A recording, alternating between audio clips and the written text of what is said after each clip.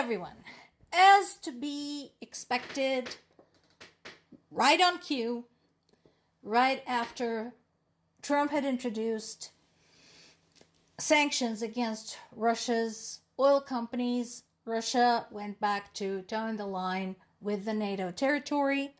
Lithuania is reporting yet another NATO space violation by Russia. Apparently, there was a fighter and an Il-78 tanker flying from that scrap of land kind of wedged into the Baltics, Kaliningrad. In response, NATO had to scramble a couple of fighters, and it doesn't seem like much. They only went 700 meters into Lithuanian airspace, so 0.7 kilometers. A mile is 1.6 kilometers, so less than half a mile. But again, it's not by how much, it's the significance, it's the gesture, the fact that it happened at all.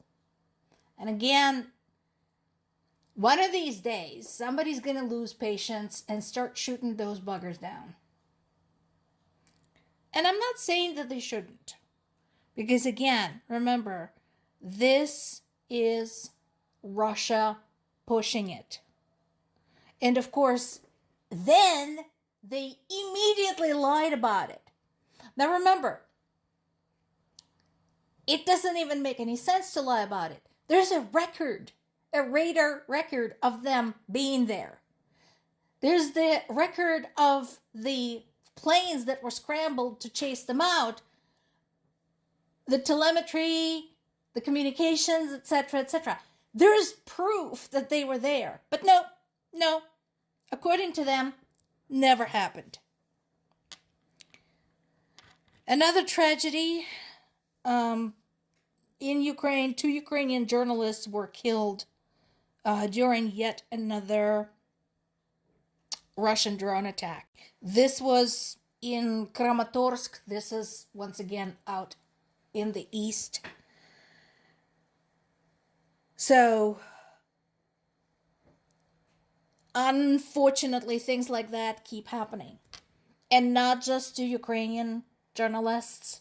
This keeps happening to basically a bunch of civilian representatives embedded with the troops or doing their own investigative reporting at Ukraine's front lines. So we've had French journalists killed, British, American, and so on and so forth. So that is happening all the time. It is not covered by, at least not by American mainstream media, which is tragic because these are their colleagues. These are their fellow journalists who are trying to bring to the world the truth of what is happening there. Now, one of the big stories covered today is what the heck is going on at the Zaporizhzhya nuclear power plant. There's articles that are saying that, it hasn't been reconnected. There are articles that are saying that it has been reconnected. So what is going on? Okay, let me clear that up for you. Okay, so what they were trying to do, what the Russians are trying to do, was hook up Zaporizhzhya nuclear power plant, which they have been occupying since March of 2022. So it's not their power plant. They basically just invaded it. They were trying to hook up a Ukrainian nuclear power plant to a Russian grid and use it to feed electricity to Russia. Basically stealing a Ukrainian resource to feed electricity to Russia. The plan was to wrap it all up by Putin's birthday. Ukrainians said, "Oh, no, you don't." And the sabotage groups operating behind enemy lines attacked the substations. Remember, half of the Zaporizhzhya region is occupied by Russia. So, these people were functioning in the occupied territory. They damaged the new high voltage connection from the nuclear power plant to the Russian grid and forced the Russian engineers to then go and restore the original power line that hooks it up to Ukrainian power grid.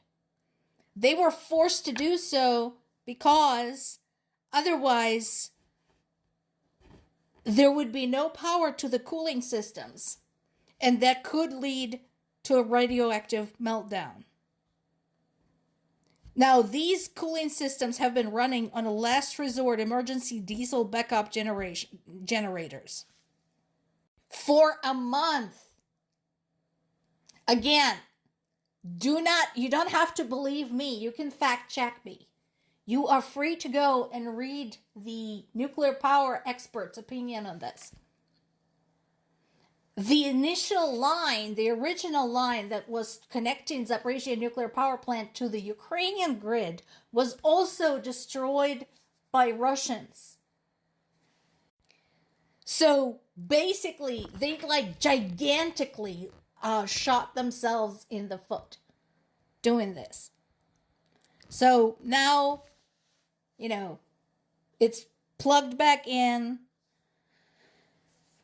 So it is a positive step. Russia's going to whine about this. And it continues to be a big scare. It is one of those things that just is looming on everybody's horizon. It gets forgotten by everybody except people who have to work directly there and in the area. Again, just a reminder, this is the biggest nuclear power plant, nuclear power station in Europe. If something happens to it, it would be really, really bad for the region.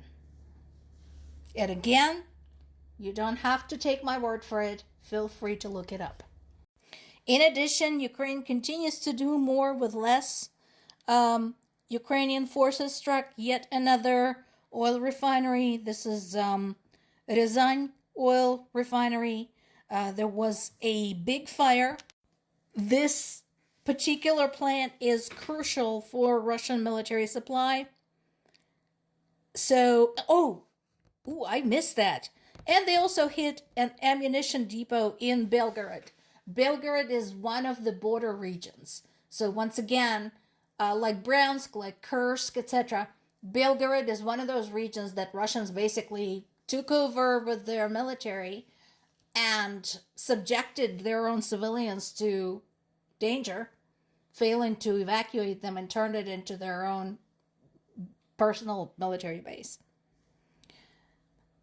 Now that Trump pulled the tomahawks off the table, Keir Starmer, the British Prime Minister, is working with European leaders to do something in terms of the long-range missile supplies for Kyiv. So, and yes, we need something, because one of the problems is that Ukraine keeps finding itself on the defensive because of all these delays, because of all this politics, because of all this playing games with people's lives. Hopefully there will be some kind of solution. And yes, I agree with Zelensky that any delays are limiting Ukraine's defenses and not only slowing down Ukraine's progress, but also endangering many, many lives.